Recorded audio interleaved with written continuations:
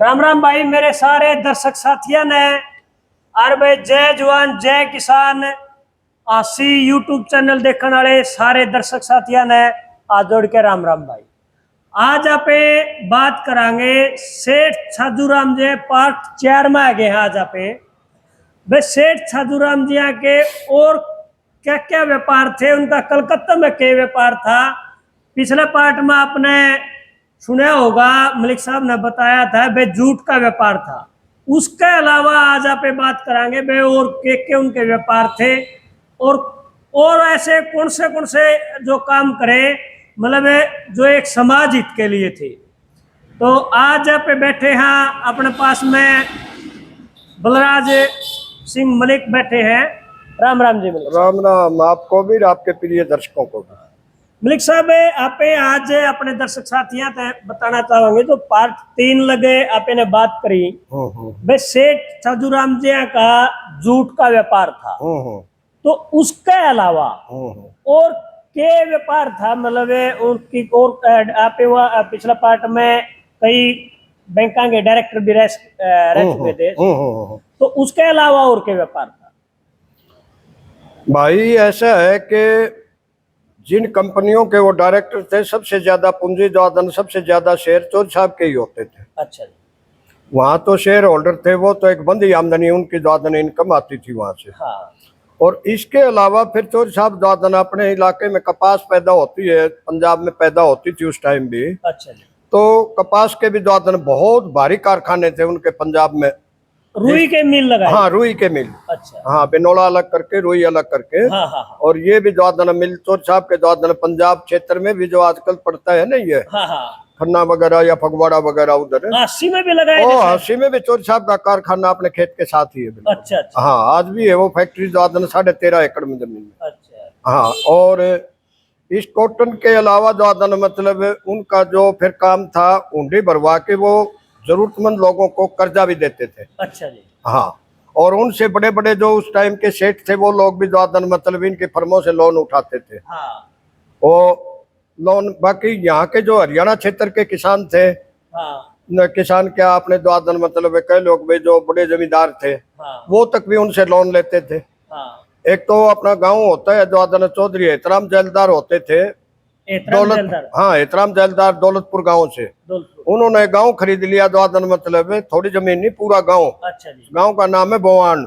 भवान। हाँ, बुवान गांव जो पड़ता है फतेहबाद डिस्ट्रिक्ट में पड़ता है आजकल। अच्छा। वो खरीदा उस टाइम 21 लाख रुपए चोर साहब से द्वादन कर्जा उठाया उसने। अच्छा।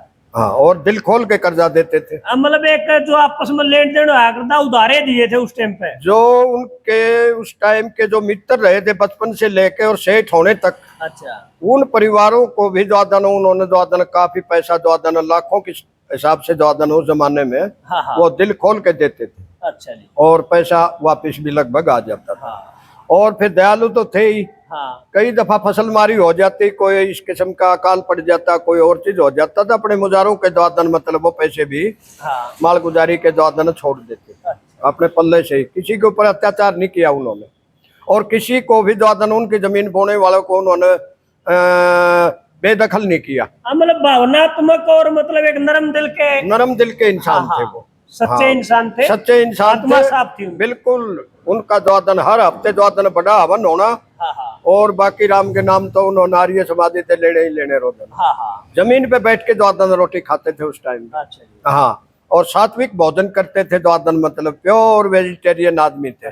शुद्ध शाकाहारी, ये संस्कार थे।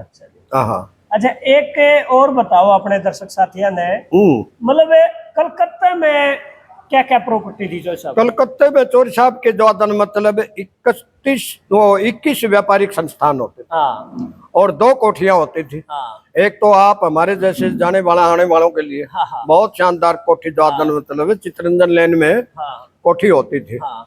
और चित्तरंजन एवेन्यू के अलावा द्वादन मतलब 21 कोठी उनकी द्वादन इकट्ठी थी। हाँ। बड़े बाजार कलकत्ता में। हाँ। जो राजधानी थी कलकत्ता उस टाइम द्वादन सबसे महत्वपूर्ण बाजार होता था। हाँ। उसमें चोर साहब की 21 कोठी तो वहीं होती थी। अच्छा जी। और 2 कारखाने आपको मैं ये बता चुका। हाँ। और जूट का भी काम बता चुका। और इधर से फिर जो चौधरी साहब का ब्याज का बट्टे का और चीज का ये काम भी होता था। अच्छा जी। हाँ, इनकम परमात्मा की दास ऐसी थी कि मिट्टी की तरफ भी हाथ डालते थे। हाँ। तो वो जो मतलब सोना चांदी तो चाहे बढ़िया ना हो, बाकी पीतल तांबा वगैरह बन के बोढ़िया करता, मतलब लक्ष्मी बाग में थी। बाग में थी। और दान पुण्य भी हाथ उनका बाग में था। हाँ, जो दान देगा उसको मतलब वो कहा उनकी आस्था थी। उनका ऐसा विश्वास था कि मैं जितना दान करूंगा परमात्मा द्वारा मेरे को कमाई भी उतनी देगा। तो इस बात से दर्शक साथियों या साफ जाहिर हुआ है बे आजकल आपने देखा। हाँ बे कोई तो ब्याज पर न ठा के भी दान दे दे है और किसी पे ओएड़ा में भी कौन दिया था।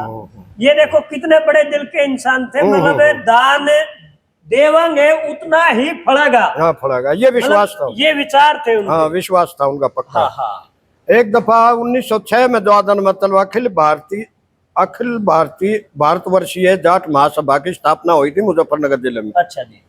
जो आजकल अपनी जाट महासभा बोली जाती है, इसका नाम रखा था अखिल भारतीय और जाट महासभा द्वादन, अखिल भारतवर्षीय अच्छा जाट महासभा। हाँ, अखिल भारतीय इंडिया लेवल की, ऑल इंडिया लेवल की। अच्छा।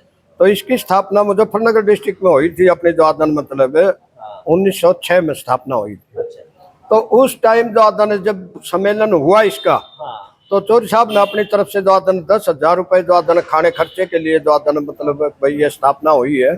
और दूर दूर से द्वादन समाज के लोग आए हुए थे, वहाँ भी चौधरी साहब ने दिए।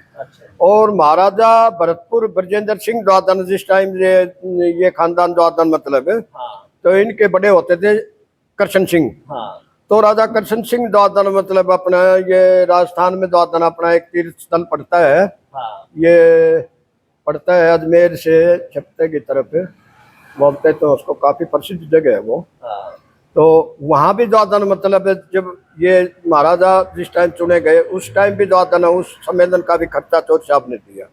और जब भी कोई द्वादन मतलब मीटिंग, चाहे अपने चैम्बर ऑफ कॉमर्स की थी, चाहे आजकल ये फिक्की वगैरह है, इस ढंग के व्यापारियों की भी होती थी, तो भी चौधरी साहब द्वादन मतलब अपनी तरफ से मतलब खर्चीले इतने थे कि जहाँ भी समाज इकट्ठा होता था वो खाना खर्चा द्वादन अपने सिर के ऊपर लेते थे। अच्छा। और उस जमाने में जो सेठ थे, जिस तरह द्वादन पौदार थे, पौदार साहब थे, बिड़ला साहब थे, या अपने डालमिया थे, या अपने द्वादन मतलब एक गोयनका थे, और थे कलकत्ते के भी। अच्छा। वहाँ भी द्वादन उनकी दावत का काम द्वादन बंदोबस्त चौधरी साहब द्वादन खुद करते थे। अच्छा। और फिर जितने शिक्षा संस्थान चौधरी साहब ने बनाए, इसके अलावा भी द्वादन चौधरी साहब ने नहीं बनाए, चाहे कोई गवर्नमेंट की सहायता से चल रहा था, चाहे कोई राजा महेंद्र प्रताप सिंह ने बना रखा था प्रेम महाविद्यालय, ये अपने वृंदावन के अंदर। उनमें भी द्वादन मतलब बच्चों के लिए जो वजीफे होते थे, होशियार बच्चों के लिए स्कॉलरशिप का भी द्वादन चौधरी साहब कई जगह द्वादन हम तो गिनवा ही नहीं सकते कितना बंदोबस्त चौधरी साहब करते थे। हाँ। अच्छा, एक और जिक्र सुना कई बार, कुहाड़ बजीना का नहीं भी था, उसका क्या कराया था उसने? नहीं, कुहाड़ बजीना की तरफ नहीं, ये एक गांव पड़ता है द्वादन मतलब है सियाग गोत का गांव है मिरान। मिरान। तो मिरान गांव द्वादन डेजर्ट में पड़ता है, टिब्बा होता है वहाँ। और वहाँ पानी पीने की बड़ी समस्या होगी। और उस गांव के जो बुजुर्ग आदमी थे वो कलकत्ता चौधरी साहब के पास गए, कहने लगे चौधरी साहब द्वादन पानी की बड़ी दिक्कत हो रही है। उस टाइम आपको यकीन नहीं होगा कि तालाब बना के छोटे छोटे द्वादन कुंड बना के, कुंड बोलते थे उसको, और पानी का भी ताला रखते थे वो लोग। अच्छा। पानी अपना द्वादन इकट्ठा कर लेते थे। आखिरी में वो पानी भी खत्म होने लग गया। तो कहने लगे चौधरी साहब द्वादन बड़ी समस्या हुई इस चीज की, कहने लगे तालाब पक्का कर लो। और उस पे उस जमाने में द्वादन मतलब पता नहीं कितने हजार या लाखों खर्च हुए द्वादन, आज भी वो पक्का तालाब। हमारा जो यहाँ का द्वादन अपना ये महकमा है जन स्वास्थ्य विभाग, उनको डिग्गी नहीं बनानी पड़ी, द्वादन उस तालाब में डिग्गी बन गई, बनी बनाई पाएगी चुनने में गच। हाँ, चुनने में गच। तो उस टाइम पे देखो मतलब इतनी बढ़िया मजबूत चीज लगाया कर दे, तो वह आज लग भी मतलब विरासत का रूप में उनकी बनाई हुई सैकड़ों साल की, 125 साल की चीजें आज भी द्वादन मतलब अलगपुरा गांव के अंदर, खुद अपने पैतृक गांव में अस्पताल बनाया हुआ था, वो आज भी बिल्डिंग खड़ी है। और अलगपुरा से भिवानी खेड़ा जाते हैं, भिवानी की तरफ जाते हैं जब, वहाँ एक पूरी द्वादन धर्मशाला, जिसमें द्वादन आते जाते यात्री भी रुका करते हैं। और कोई द्वादन मतलब बैलगाड़ी लेके वो भी धर्मशाला के अंदर खड़ी कर दो, इतना विस्तार से द्वादन चीज बनी हुई थी, आज तक हिली नहीं वो चीज, क्योंकि वो चुनने में चिनाई करवाते थे। चुना के बोले हुए चीज थी। हाँ बिल्कुल, उनके पास ये चीज थी। तो उस टाइम में तो मतलब सीमेंट की तरफ कम ध्यान था, चूना ज्यादा था। हाँ, चूना ज्यादा था। इसके अलावा चौधरी साहब ने द्वादन अपने गांव में भी द्वादन बंदोबस्त करने की कोशिश की कि मैं स्कूल बनाऊं, पर जमीन द्वादन मिलती नहीं। जमीन तो स्किनर स्टेट की थी, अंग्रेज की साहब की जमीन थी। अच्छा। वो तो जमीन देते नहीं द्वादन, मतलब कि यहाँ कोई पढ़े या स्कूल बने। कुंगड़ गांव से जमीन मांगी उन्होंने पंचायत से। अच्छा जी। और कुंगड़ गांव की पंचायती जमीन शामलात में से द्वादन उन्होंने जमीन मांगी, जो उन्होंने कुंगड़ बहनी जी। हाँ, कुंगड़ बहनी जिसको बोलते हैं। हाँ, वहाँ चौधरी साहब का पहले स्कूल बनाने का इरादा था, और बाद में द्वादन वो कॉलेज का रूप भी ले लेता है, पता नहीं कितने बच्चे पढ़ जाते हैं। पर हमारी अनसमझी कहो द्वादन, हमने चौधरी साहब को हम जमीन भी नहीं दे पाए। और दादा लाई जमीन थी नहीं, और तो सारी स्टेट की जमीन थी। वो इस तरह रुक गया सौदा। ना तो हमारे यहाँ देहात में पहला कॉलेज द्वादन गाँव के स्तर पे द्वादन कुंगड़ गाँव के अंदर बनना था। कुंगड़ से अलगपुरा आते हैं, इनके पैतृक गांव में, वहीं सीमा के साथ में द्वादन एक जोड़ पड़ा, सामलात की जमीन पड़ी थी। वो हमारे बुजुर्गों ने द्वादन जमीन नहीं दी, वो दे देते तो हमारा रूप ही और होता उस एरिया का।